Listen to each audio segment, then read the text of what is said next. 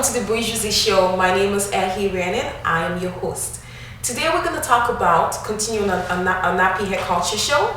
It's an issue that affects a lot of black people everywhere. So we have today Eniola Hunde and Damola Okwande. Thank you so much guys for joining us. Thank you for having us. Eniola is a nappy hair expert and Dami is my very good friend. So we're going to talk about their experiences with their natural hair so far.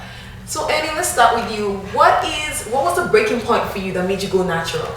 It was at some point when I used to have relaxers in my hair, and I had applied this relaxer that just took more than half of my hair off, and I was like, you know what? No, I'm done. It's too much for me to deal with. I just can't.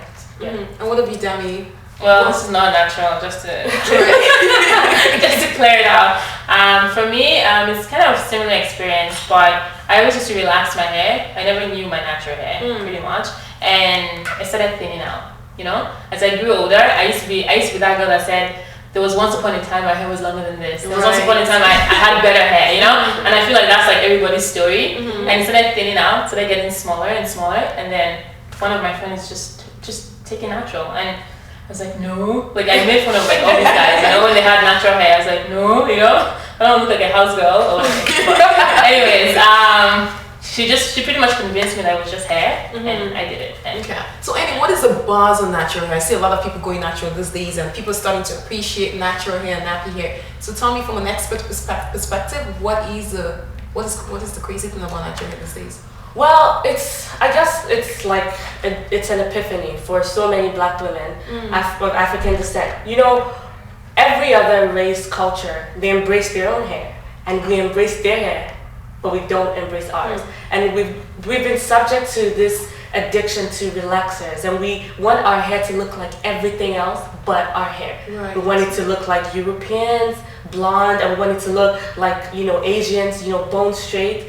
But at some point, you know, some people, I don't know who started this whole natural movement, but people just started realizing, why am I subjecting myself to trying to be like somebody else when I can be myself? And, you know, it's almost like you're holding on to, when your hair's relaxed, you're holding on to less, your hair is, you're cutting the potential into half, or maybe less than half, because your hair is not as full, it's not as long, you know?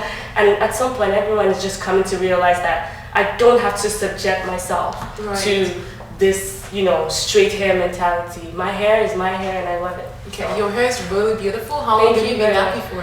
I've been natural for since 2006 November. Yes, but I've had my, you know, even after I went natural, whenever I wanted to do put weaves in my hair, like straight weaves, I would relax the front of my hair. But I stopped doing that in 2008, and since then I've never ever put any relaxer in my hair. What would you credit the beauty of your hair? Would you say because perhaps you probably have very beautiful hair naturally, or would you say it's just a maintenance? I think it's a maintenance because when I first started, I was all over the place. My hair, I thought, oh my gosh, it's so combable, it's tough.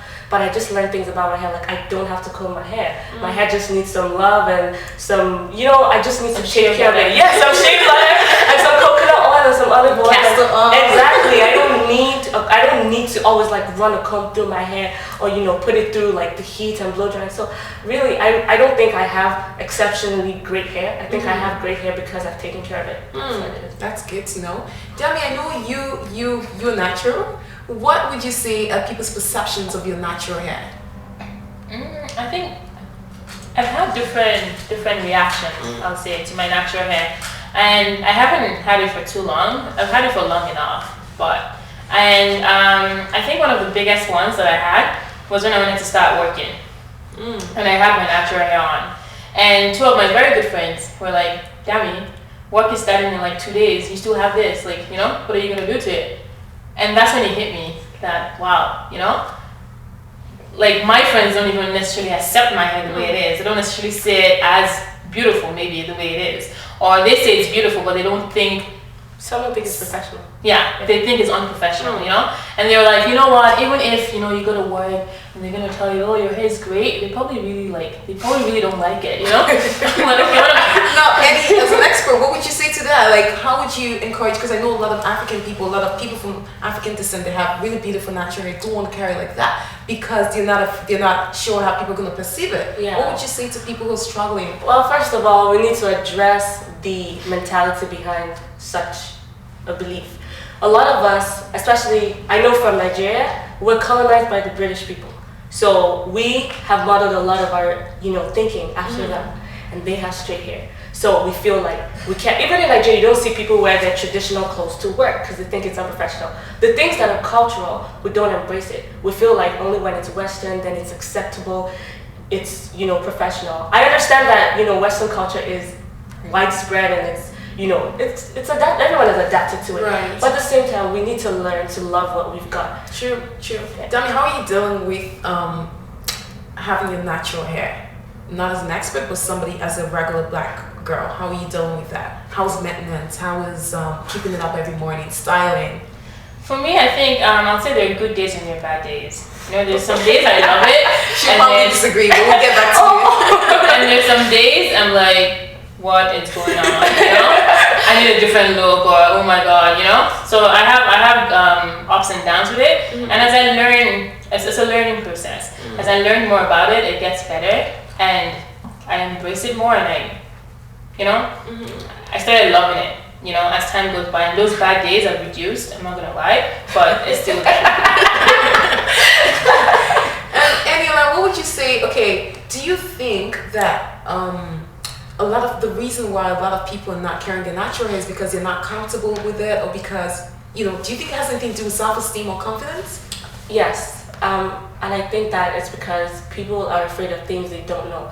It's unfortunate we don't know our hair. I went to shave the sides of my hair yesterday, and I went to a black salon, and they did not know what to do to my hair. So you go, we don't even know our hair because we just haven't seen our hair in a while. I remember when my hair was relaxed, as soon as I saw my kinky hair coming, I'm like, touch up, I need to go to the hair salon. We don't know our hair, so it's inevitable. So now let's talk maintenance. A lot of people I know are struggling with natural hair, not because they don't want their natural hair, but because they think it's so difficult to maintain it. What would you say? How can I wake up in the morning and just on the go? Without having to think too hard, without having to look like a fresh off the boat. Somebody told me. I'm telling you, somebody once told my friend who's natural that, are you broke or did you just I heard. Yeah, some guy told me that one day. He's like, don't you have money to do your hair? I'm like, do my hair? What do you want to do to my hair? This is my hair. Well, I have to say for maintenance, I just think, lifestyle, depending on your lifestyle, I'm a curious person. I like to get creative. So I can spend more time with my hair. However, my younger sister, she's more like, she hates shopping. She just hates those really girly things. So for me, what I'd say, if you're someone you don't really have time to spend every day, just spray some water in it, coconut oil, and it'll be easy to comb if you want to comb. Like today, I didn't comb my hair. I just brushed the sides, and I had a cornrow in here, and I just took it out and left it that way. Our hair is really versatile. And to actually enjoy your hair, you have to break down the usual norms of heat, comb. It's not the same thing. You just have to work with whatever you got. So now, just in the last minute or so, quickly, can you just tell me some really practical beauty products or hair products one can use on the hair? I live for coconut oil. And one thing I say is, if you can't eat it, don't put it in your hair. Okay. Everything I buy for my hair, I buy from the grocery store, because if it doesn't work for me, I put it in my kitchen. So, wow. Yeah. I use baking soda to condition my hair. I've seen some girls, I'm going to try this soon, but some girls blend avocado and mayonnaise and condition their hair with it. Baking soda cleans out your hair as well. What I use usually is coconut oil for just daily moisture and shine. Coconut oil, olive oil, and shea butter.